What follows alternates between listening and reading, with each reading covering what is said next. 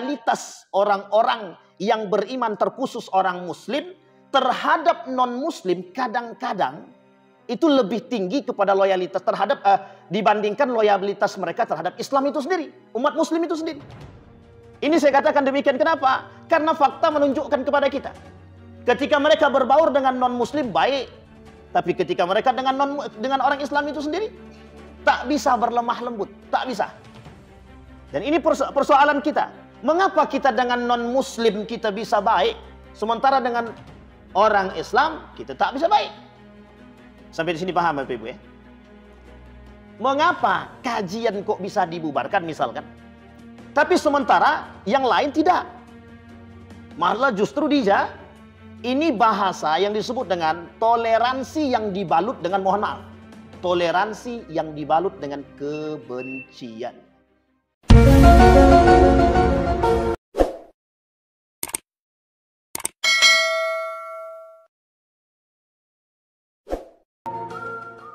Rabbil alamin. Alhamdulillahilladzi arsala rasulahu bil huda wa dinil haq liyudhhirahu 'alad dini kullih wa kafa billahi shahida. Asyhadu an la ilaha illallah wahdahu la syarika lah wa asyhadu anna Muhammadan 'abduhu wa rasuluh la nabiyya ba'd.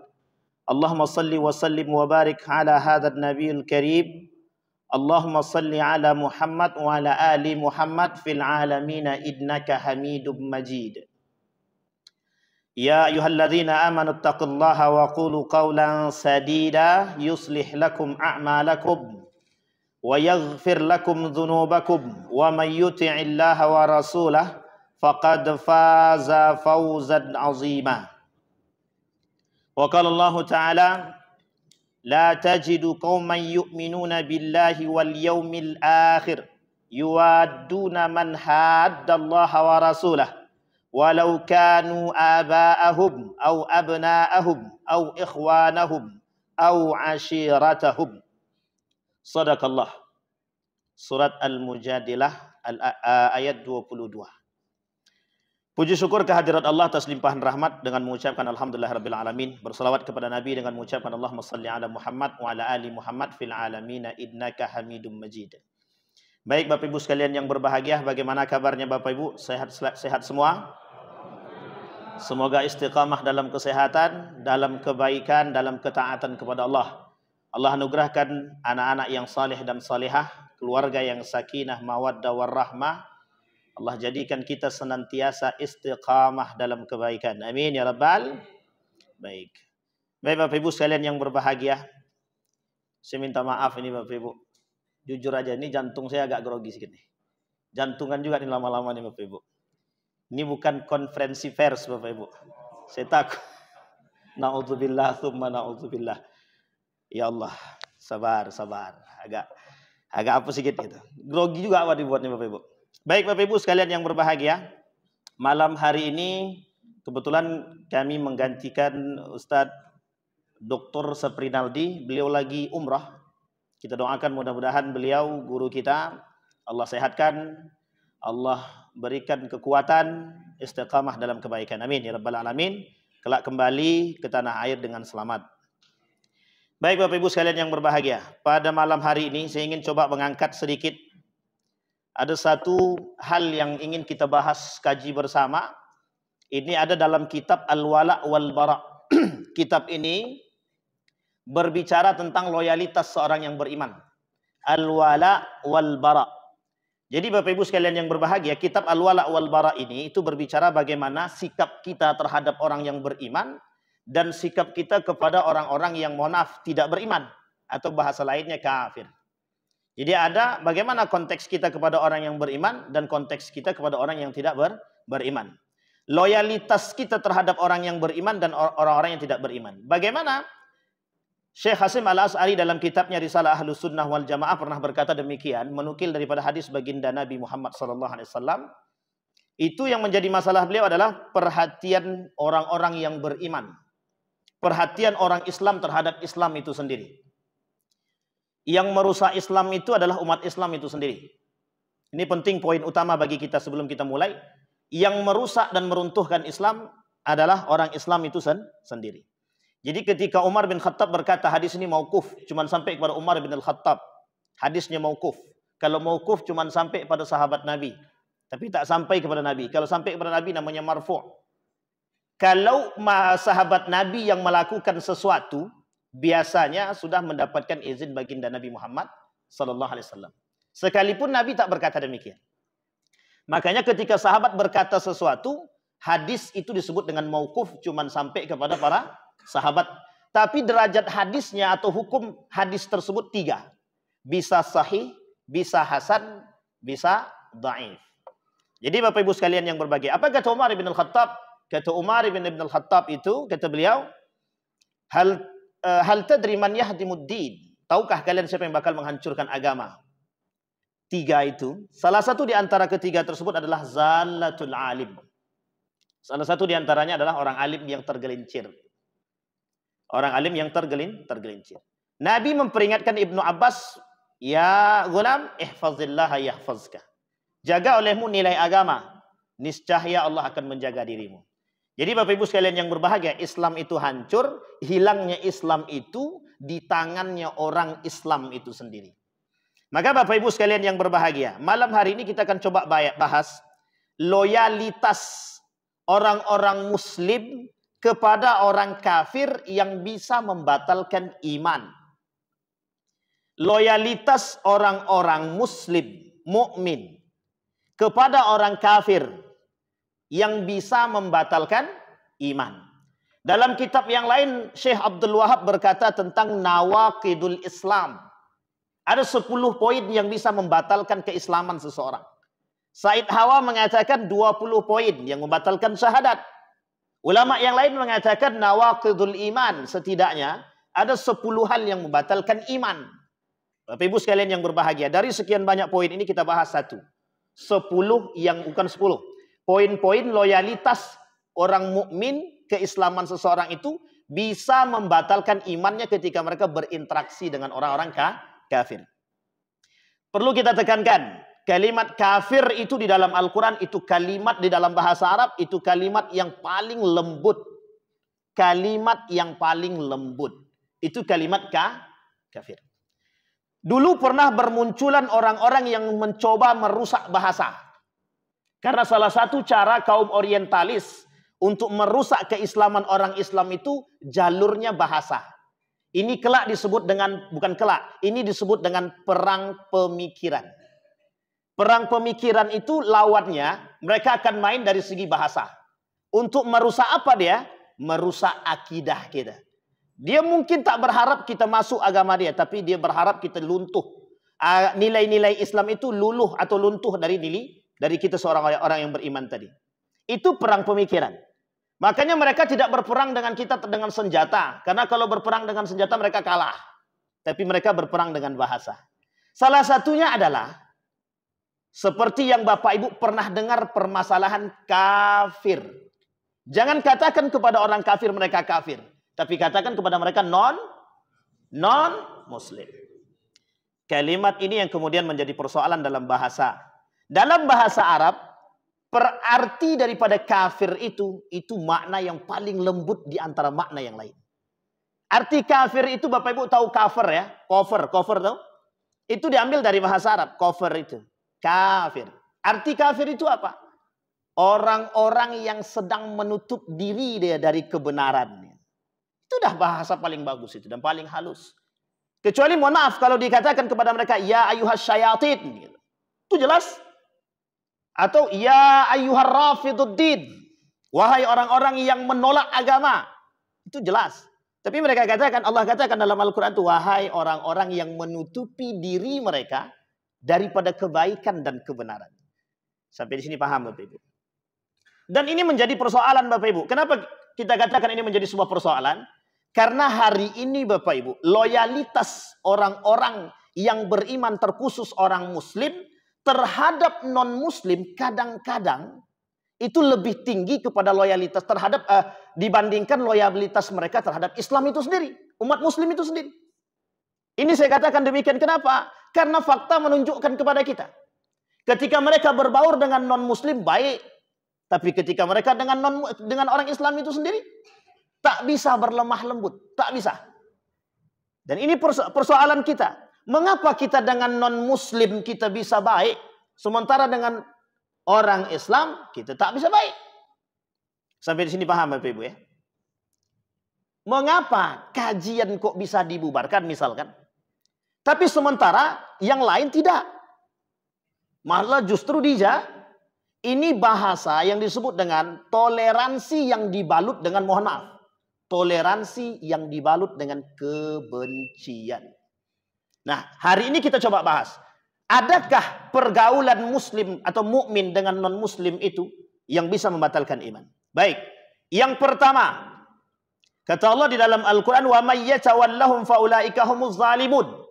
Orang yang menjadikan mereka sebagai kawan, sahabat sejati, kemudian mereka berbalik arah, lebih baik kepada non-muslim daripada non-muslim. Apa kata mereka? Kata Allah, faulaika humuz zalimun. Itu orang-orang yang zalim. Orang-orang yang zalim. Yang pertama, tinggal menetap di negeri kafir disertai ridho dengan agama kekafiran. Saya mau ambil contoh kepada Bapak Ibu semua. Saya kasih tahu contohnya begini. Ketika ada orang yang lebih memuji dan memuja negara asing, yang notabene negara tersebut adalah kafir, agamanya bukan Islam, dan mereka punya kebencian terhadap Islam. Kita ambil contoh Amerika. Amerika itu tingkat Islamophobia tertinggi. Artinya negara yang paling benci terhadap Islam. Itu nomor tertinggi adalah Amerika. Mereka tak suka dengan Islam. Mereka akan coba apapun cara untuk menghancurkan Islam. Itu mesti. Artinya apa? Ada orang-orang Muslim yang menjunjung tinggi negara tersebut. Bahkan mereka mengatakan lebih baik kami tinggal di sana ketimbang tinggal di Indonesia. Sampai di sini paham Bapak Ibu? Kalau ada orang seperti ini, dia sedang berada pada posisi nomor 1. Artinya apa? Mereka tinggal di negeri yang, mohon maaf, mereka tidak suka dengan Islam. Mereka membenci Islam. Yang negara kita mayoritas umat Muslim. Termasuk negara dengan jumlah penduduk yang Islamnya terbesar di dunia. Artinya secara tidak langsung ketika mereka membenci umat-umat Islam tersebut. Ketika mereka benci terhadap Islam, mereka membenci umat Islam. Itu mesti, ya. Apa yang mereka benci daripada Islam?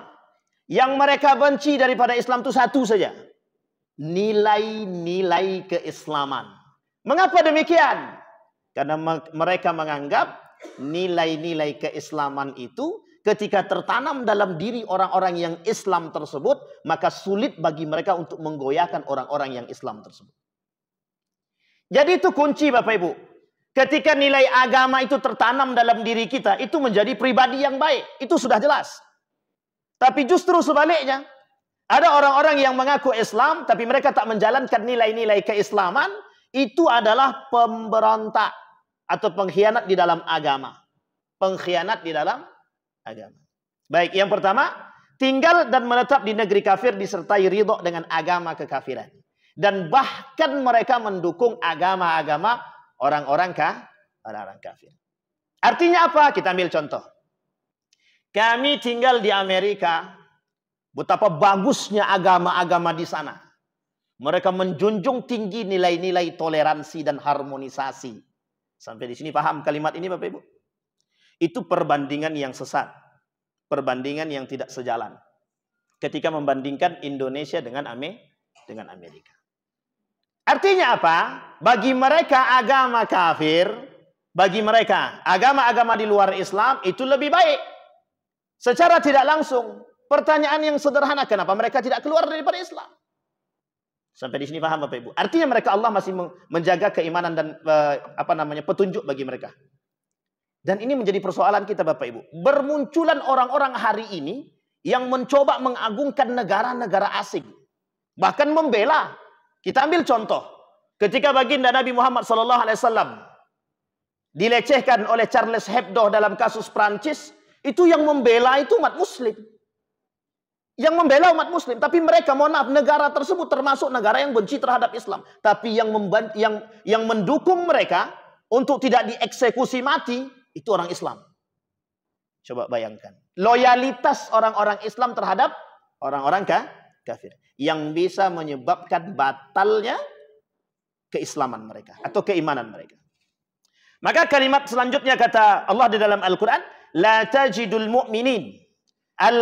La tajidul mu'minun al-kafirina awliya'a min dunil mu'minin.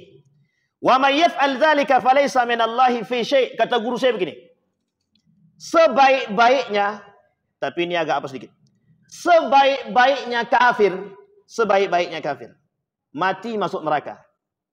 Seburuk-buruknya muslim, asal dia mati tidak dalam keadaan kafir, mati tetap masuk surga. Bapak Ibu sepakat atau tak sepakat? Ragu nampaknya. Sepakat atau tak sepakat? Sebaik-baiknya kafir, dia berikan Bapak Ibu makanan. Kira-kira kalau mati dia tak bersyahadat, dia mati dia kira-kira masuk surga atau neraka?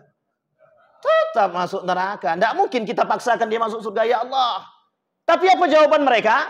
Surga itu milik Allah. Tahu kita betul. Masa orang baik kok dihakimi neraka? Sampai di sini paham. Artinya apa? Mereka sedang menolak dosa besar. Mereka sedang menolak konsep yang terbangun bahwa surga itu hanya dimiliki orang-orang yang beriman. Kata mereka tidak. Orang baik meskipun tidak beragama tetap masuk surga. Apa alasan yang lain? Urusan surga dan neraka itu bukan urusan kita. Itu urusan Allah. Bapak Ibu sekalian yang berbahagia. Ini konsepnya kelompok Murji'ah. Apa kata mereka? Bahwa neraka, surga dan neraka itu bukan hak Anda menghakimi seseorang. Betul, kita tak berhak menghakimi seseorang. Tapi kalau dia kafir, dia tak bersyahadat, itu bisa kita katakan. Orang yang tak bersyahadat bisa kita katakan. Orang yang tidak muslim bisa kita katakan masuk ke dalam. Tapi kita tak boleh katakan kau penghuni neraka. Itu tak boleh. Langsung ke orang, sini kau. Penghuni neraka kau ni. Itu tak boleh. Siapa tahu setelah itu dia masuk Islam. Awak yang bersalah. Bisakah kita masuk ke dalam surga? Itu menjadi persoalan. Sampai di sini paham Bapak Ibu? Maka sebaik-baiknya kafir, kalau mereka tidak bersyahadat dan tidak mati dalam keadaan berislam, maka mereka mati dalam keadaan kafir. Tapi kemudian sebaliknya, seburuk-buruknya muslim. Ya kita berharap muslim itu tak buruk, itu saja. Seburuk-buruknya muslim. Sekalipun mereka, mohon maaf, asal mati tidak dalam keadaan kafir, mati dia bisa masuk surga. Man qala la ilaha illallah dakhalal jannah. Umat muslim itu kata Nabi, dakhalal jannah ila man aba. Umat muslim itu pasti masuk surga. Kemudian kalimat selanjutnya, illa man aba.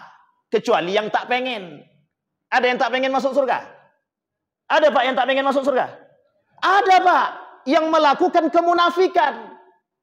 Orang yang munafik, orang yang membatalkan keimanan, orang yang membatalkan syahadat dia, kalau mereka tak bertaubat kepada Allah sebelum mereka mati, mereka akan masuk ke dalam neraka khalidina fihan musyrikin. Sama dengan orang-orang musyrik, sama dengan orang kafir. Mereka masuk ke dalam neraka khalidina fih. Kekal di dalamnya. Coba bayangkan Bapak Ibu. Salah satu yang membatalkan syahadat dan salah satu yang membatalkan keislaman seseorang, syirik. Kata Syekh Abdul Wahab syirik. Kata Sayyid Hawa, mereka bisa membatalkan syahadat. Orang yang syirik bisa membatalkan syahadat. Kemudian kata Abdul Wahab, orang yang syirik bisa membatalkan keislaman dia. Karena mereka menyekutukan Allah. Orang yang datang ke dukun berarti bisa batal syahadatnya. Bisa. Kalau mereka percaya kepada dukun, batal syahadat dia. Berarti apakah batal syahadat dia langsung jatuh kepada kafir atau dihukumi kufur? Ulama berbeda pendapat. Kata para ulama tidak kafir. Mereka tidak keluar daripada Islam, tapi mereka kufur. Tertanam dalam diri mereka satu keburukan, yang keburukan, derajat keburukan itu sama dengan kufur. Artinya apa? Kalau mereka tidak bertobat daripada kekufuran itu, mau mereka melaksanakan ibadah apapun, mau sholat tahajudnya 100 rakaat, duha dia, entah berapa rakaat terserahlah pokoknya. Tapi kemudian dia tak bertobat dari perbuatan kufur tadi, Allah tak bakal terima tuh amal ibadah mereka. Tidak akan. Allah tolak amal ibadah itu. Nah, bayangkan Bapak Ibu. Artinya konsep yang terbangun. Maka kata Allah dalam Al-Quran, janganlah orang mukmin itu menjadikan orang kafir itu sahabat sejati. Tapi kami boleh nggak berkawan Pak Ustaz dengan kafir? Boleh, tak salah. Dia kafir itu ada dua paling tidak. Yang paling tidak ada dua. Satu kafir harbi, satu lagi kafir zimmi. Zimmi itu bawah dalam naungan kita.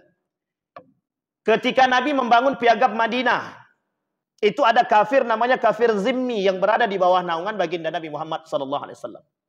Tapi ada kafir yang selanjutnya namanya kafir harbi.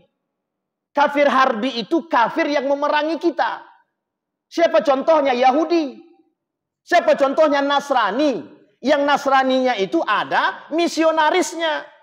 Mereka pasti nyerang kita. Walan tarda ankal yahudu walan nasara hatta tattabi'a millatahum.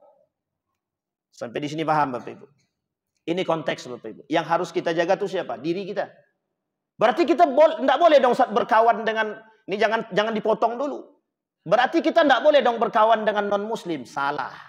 Kita boleh berkawan dengan muslim. Tapi jangan sampai ketika kita berkawan dengan non-muslim itu, tapi justru kita lebih loyal kepada non-muslim ketimbang muslim. Non-muslim sakit kita jenguk. Non-muslim sakit kita jenguk. Sekarang yang muslim sakit samping rumah kita jenguk atau kita caci maki. Itu yang menjadi masalah. Kalau kita tidak jenguk dia, kita caci maki dia, kita tak senang dengan dia, kita terjerumus dalam permasalahan tadi. Bisa membatalkan iman. Baik, yang kedua. Mengubah kewarganegaraan dengan negara kafir yang memerangi kaum muslimin karena senang dan ridho dengan negara kafir tersebut. Nah, ini ada Bapak Ibu, ini kasus dulu. Di salah satu pimpinan pesantren ketika itu, saya sebut, tak usah disebut ya, jaga kode etik. Jadi Bapak Ibu, waktu itu ada pimpinan pesantren yang mengatakan dengan tegas, dan beliau yang kemudian mencela pimpinan tersebut tinggal di Amerika. Dan dia lebih senang tinggal di sana. Dan dia sangat mengagumi negara tersebut. Apa kata pimpinan tadi? Sebaik-baiknya kafir mati masuk neraka, kemudian seburuk-buruknya muslim, kalau dia tidak mati dalam keadaan kafir, dia mati masuk surga. Artinya apa? Kalimat itu kemudian diambil, Pak. Itu public figure kita yang sekarang tinggal di sana. Itu artis di Indonesia, kemudian dia jadi tinggal di sana dan berkewarganegaraan di sana. Dia menetap di sana. Tapi dia tak suka dengan Islam. Dia muslim, tidak tahu. Ketika ditanya agama dia tak mau jawab. Ketika dikatakan ateis dia tidak komen, no comment. Artinya apa? Tapi justru dia malah menyerang sebaliknya. Sekarang itu banyak, mohon maaf, artis-artis yang mohon maaf, keblinger. Kenapa? Kadang ada artis yang menentang Tuhan itu. Mana Tuhan itu? Kalau memang betul Tuhan itu ada, dia muslim. Tapi dia tentang Tuhan. Kalau memang betul Tuhan itu ada, ini aku sedang berzina. Kenapa tidak diazab? Kata dia. Masya Allah, saya bilang ini sabar. Sabar, kita yang harus bersabar Bapak Ibu. Kalau tidak mungkin, kalau sempat datang ke Pekanbaru, mungkin dihabisin sama bapak-bapak nih. Sayangnya artisnya perempuan. Mungkin tak berani juga bapak-bapak nih. Karena takut sama istri-istrinya, Pak. Sampai di sini paham Bapak Ibu? Itu kelakuan, Pak. Mohon maaf, mereka yang merubah pola pikir masyarakat. Mereka punya fans, mereka punya pendukung yang banyak. Ketika kita, mohon maaf, ketika kita yang mukmin mencela mereka, itu kita diserang balik tuh sama fans-fansnya dia. Nah, artinya ada orang-orang yang tidak suka dengan Islam itu, kemudian menjelekkan Islam, dan mereka tinggal di negara asing. Maka bahasanya, ketika mereka mengubah kewarganegaraan dan tinggal di negara tersebut, kemudian mereka memerangi kita, dan mereka senang dengan tinggal di sana, itu bagian daripada yang bisa merusak iman. Ketiga, tasyabbuh, man tasyabbaha biqaumin fahuwa min. Tasyabbuh menyerupai orang kafir secara mutlak dan totalitas. Ini penyakit musiman juga biasanya. Penyakit musiman. Dan ini sudah kita sampaikan. Oh, di sini belum kita sampaikan. Ini penyakit musiman. Sebentar lagi, tanggal 25 kita lihat.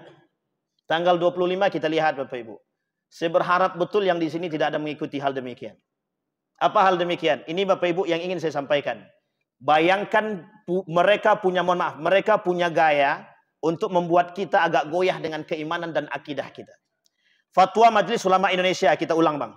Fatwa Majelis Ulama Indonesia tentang pengharaman mengucapkan selamat Natal. Itu yang, mohon maaf, yang tidak suka banyak. Yang tidak suka bukan sedikit, banyak. Yang tidak suka itu non-muslim apa muslim? Muslim. Coba uniknya adalah yang tidak suka dengan fatwa tersebut justru umat non-muslim senang. Kenapa? Bagi mereka toleransi yang baik. Tapi kenapa muslim yang tak suka? Artinya ada apa? Ada apa di balik itu? Artinya apa? Ada konsep toleransi yang dibangun, tetapi yang dikemas sedemikian rupa di belakang toleransi itu ada kepentingan. Itu yang kita tak pengenkan. Tasabbuh secara mutlak itu apa maksudnya? Tasabbuh secara mutlak itu ketika kita mengikuti adat dan tradisi mereka dan kita mendukung mereka. Kita mendukung mereka. Umat muslim kalau masih percaya dengan mitos-mitos itu bagian. Kita ambil contoh. Oh ini susah juga ngasih contoh ya. Jadi gini Bapak Ibu. Sekarang ini kita umat muslim. Umat muslim jangan percaya pula dengan ketika jualan tuh ada gambar-gambar tertentu yang goyang-goyang kepala itu. Tahu Bapak Ibu? Ini saya dapatkan Bapak Ibu. Ada muslim, dia jualan. Ketika jualan dia pakai yang goyang-goyang kepala itu. Ya itu maksud saya. Dan percaya, apa kata mereka? Itu mendatangkan keberkahan. Umat muslim tak boleh percaya pada demikian. Itu sama. Tasabbuh kita dengan begitu. Yang kedua, umat muslim jangan bertasabbuh. Mohon maaf. Sekalipun kita memakai atribut-atribut mereka. Tanggal 25 nanti lihat. Banyak yang kemudian membeli atribut-atribut yang memang yang bukan atribut kita. Peci kita caci maki. Jubah kita caci maki. Orang berjenggot kita caci maki. Celana cingkrang kita caci maki. Tapi yang kayak gitu kita pakai. Itu banyak Pak, bukan sedikit. Pertanyaan kita adalah kebencian kita itu sudah keterlaluan. Terhadap siapa? Umat muslim itu sendiri.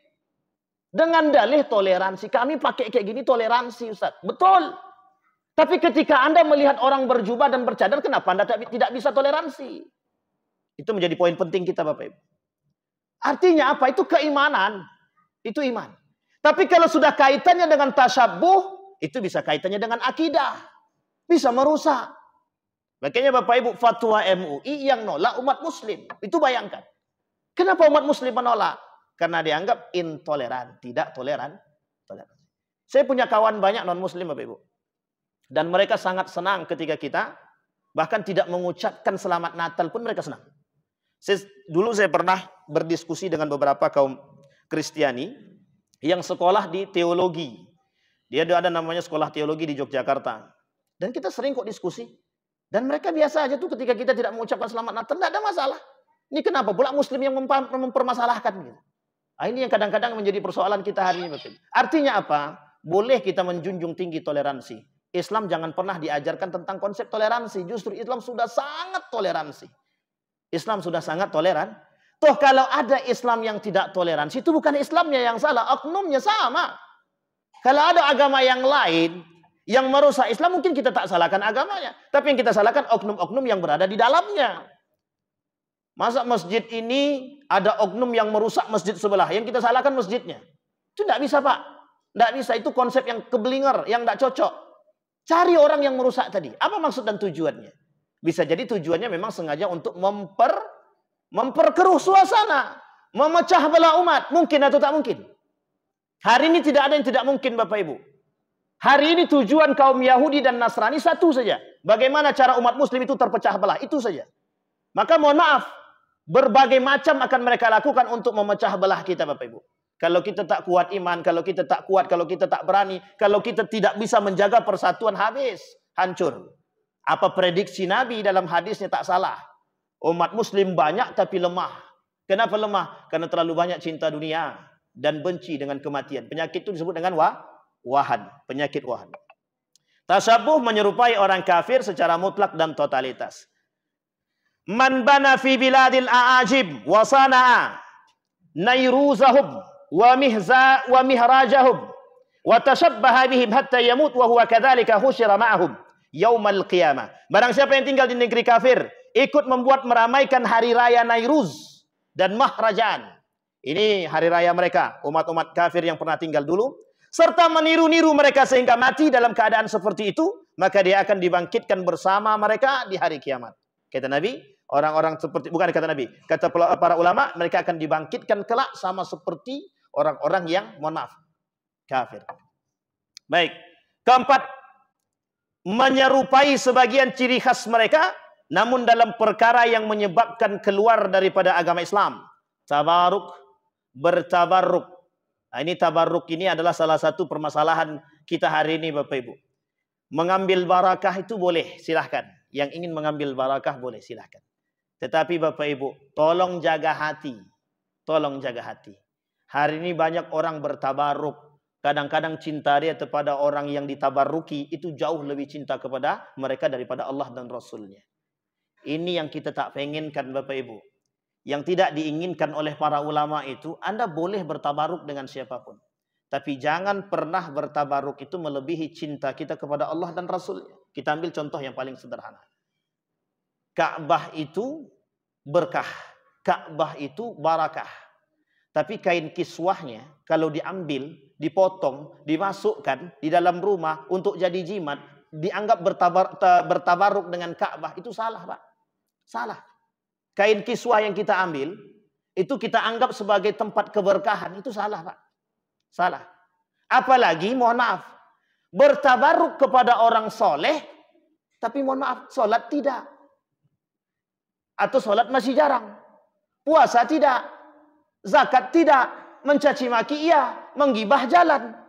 Artinya mohon maaf, mau berapa kali kita bertabaruk pun, tapi kita menjalankan perbuatan yang mohon maaf yang diharamkan oleh Allah, yang tidak disukai oleh Allah. Apa manfaat daripada tabarruk tersebut? Justru bisa lebih merusak iman. Justru bisa lebih merusak. Yang ditakutkan oleh para ulama tentang tabarruk ini adalah ketika bertabarruk itu ditakutkan melebihi daripada keutamaan Allah dan Rasulnya. Itu yang menjadi masalah. Akhirnya yang terjadi apa? Syirik. Syirik. Kita ambil contoh. Anda, Bapak Ibu datang kepada pimpinan pondok misalkan. Cium tangan. Kemudian kalau yang cium tangannya perempuan dengan laki-laki itu jelas salah Pak. Itu jelas salah. Dalam Islam itu laki-laki dan perempuan yang bukan muhrim itu tidak boleh Pak. Berjabat tangan saja tak boleh. Sekarang pertanyaan saya adalah, bagaimana hukum jabat tangan itu di negara kita hari ini? Laki-laki dan perempuan. Hal yang biasa atau hal yang lumrah? Kedua-duanya. Hal yang biasa dan lumrah. Padahal sudah disampaikan laki-laki dan perempuan jangan bersalaman, jangan bersentuhan. Nah, ini menjadi persoalan kita. Maka mohon maaf, kita ambil yang konteksnya laki-laki dengan laki-laki. Bapak Ibu misalkan datang kepada orang soleh, alim, kita anggaplah itu mungkin Habib misalkan. Anda bertabaruk dengan Habib boleh, meminta barakah. Meminta mengharapkan barakah mungkin bagi mereka diperbolehkan. Silahkan Bapak Ibu. Tetapi yang menjadi masalah, Habib itu sama dengan kita. Orang soleh itu sama dengan kita. Mereka manusia yang bisa salah dan bisa benar. Artinya apa? Kita tidak boleh berlebihan terhadap mereka. Karena kalau kita berlebihan terhadap mereka, justru yang ditakutkan melebihi daripada cinta kita kepada Allah dan Rasulnya. Dalam kalimat yang lain disebutkan begini. Sudahkah Anda cinta kepada Allah dan Rasulnya lebih tinggi daripada cinta Anda kepada manusia? Pertanyaan kita begitu Pak. Wa mahyaya wa mamati lillahi rabbil alamin. Pertanyaan saya hari ini Bapak Ibu, betulkah konsep itu tertanam dalam diri kita? Wa mahyaya hidupku, wa mamati matiku lillahi rabbil alamin. Untuk Allah seutuhnya, betulkah? Ketika kita tak ada makan, ketika kita tak ada duit, kemana kita datang? Kepada Allah kah kita datang atau kepada manusia kita datang? Ketika kita mohon maaf kalang kabut dengan jabatan kita hari ini, kemana kita datang? Ke manusia kah kita datang atau kepada Allah kita datang? Ini persoalan kita hari ini Pak. Bayangkan mohon maaf, sekelumit permasalahan kita hari ini semuanya mengajak kita jauh daripada akidah. Permasalahan kekuasaan mengajak kita untuk jauh daripada akidah. Permasalahan politik hari ini menjauhkan kita daripada agama. Permasalahan pendidikan menjauhkan kita daripada agama. Permasalahan sosial kehidupan sekalipun menjauhkan kita daripada nilai agama. Kalau kita tak kuat iman, yang rusak siapa? Kita Pak. Kita ambil contoh yang sederhana. Banyak. Betapa hari ini kontestasi politik hari ini itu sangat nampak menjauhkan kita daripada agama. Maka Bapak Ibu sekalian yang berbahagia, apapun bentuk perpolitikan hari ini, tolong yang harus dijaga adalah iman. Akidah kita jaga dulu. Jangan sampai kita gadaikan iman kita, akidah kita. Mohon maaf. Hanya karena urusan dunia. Malu kita sama Allah. Malu kita sama Nabi Muhammad sallallahu alaihi wasallam. Mengaku cinta kepada Nabi, mengaku cinta kepada Allah, tapi kita masih bisa mencaci maki saudara hanya karena permasalahan pilihan.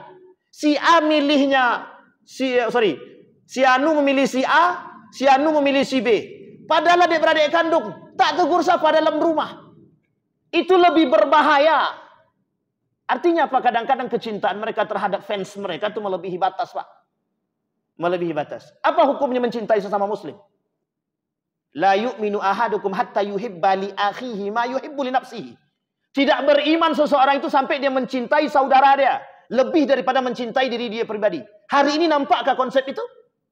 Justru mohon maaf yang diangkat adalah konsep perpecahan. Kau milih si Anu kan? Ngapain kau ikut sini lagi? La ilaha illallah. Ini nyata, Pak, nyata. Suatu ketika terjadi acara 17-an. Ini nyata, Pak, nyata sekali. 17-an itu. Kebetulan yang mengadakan ini salah satu partai.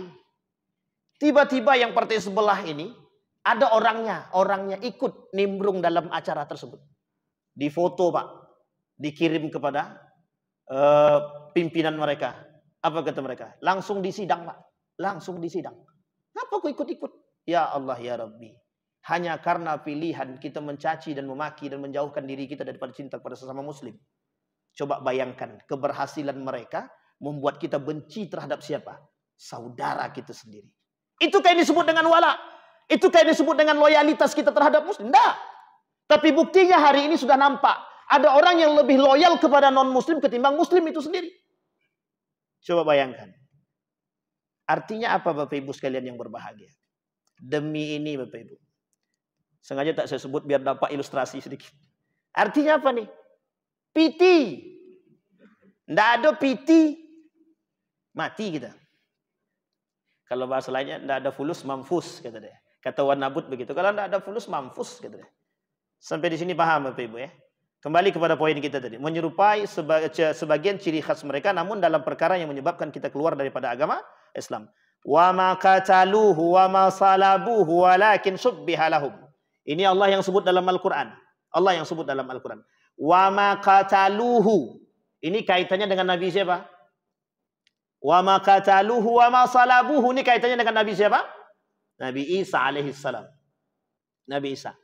Apa kata Allah? Nabi Isa itu tidak dibunuh dan tidak disalib. Itu Allah yang kata. Allah yang kata. Tapi kita tidak perlu ikut-ikutan. Dan orang terdahulu sangat mengikuti perbuatan-perbuatan demikian. Dalam surat An-Nisa. Baik, yang kelima. Menyerukan bahwa semua agama itu sama benarnya. Nah, ini poinnya sudah sampai nih. Ini bahasa lainnya pluralisme agama. Menganggap semua agama itu benar.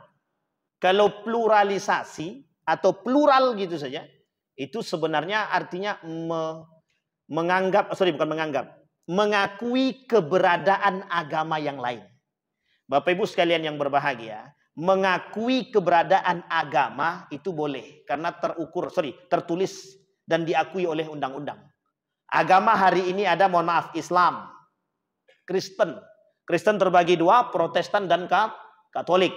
Yang ketiga ada Buddha, ada Hindu, ada Kongfucu, ada satu lagi. Apa satu lagi Bapak Ibu? Bahai.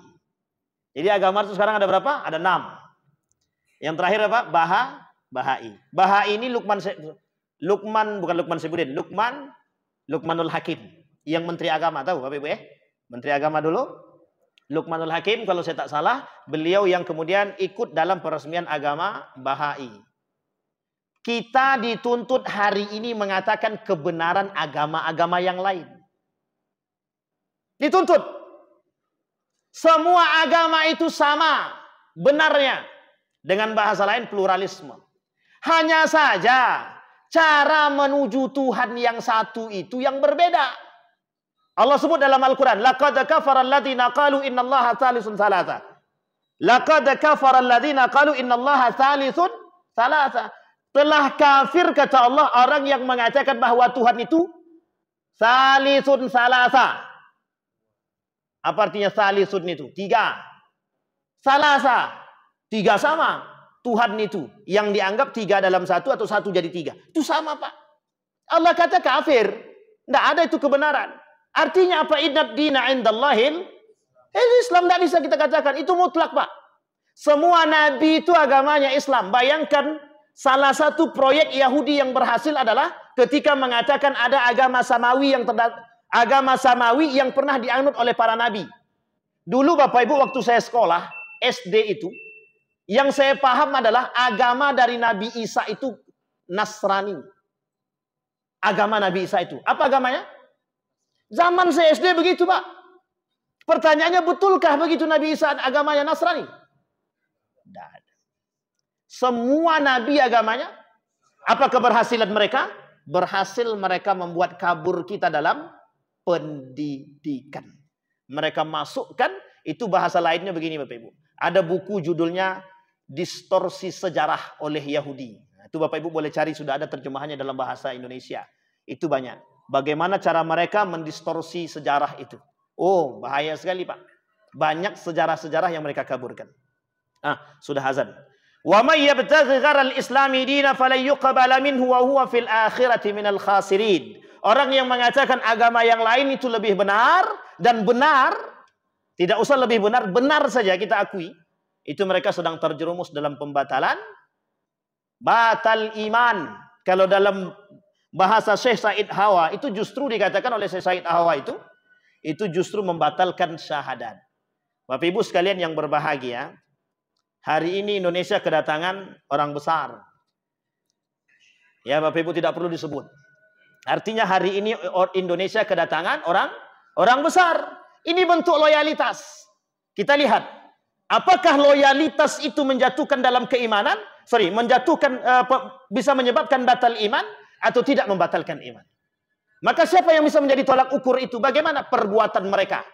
Kalau perbuatan mereka melebihi daripada batas yang sesungguhnya yang sudah ditentukan oleh Islam, itu bisa menjadi poin Bapak Ibu. Seperti posisi 5 orang yang datang ke Israel. Bapak Ibu tahu 5 orang yang datang ke Israel itu?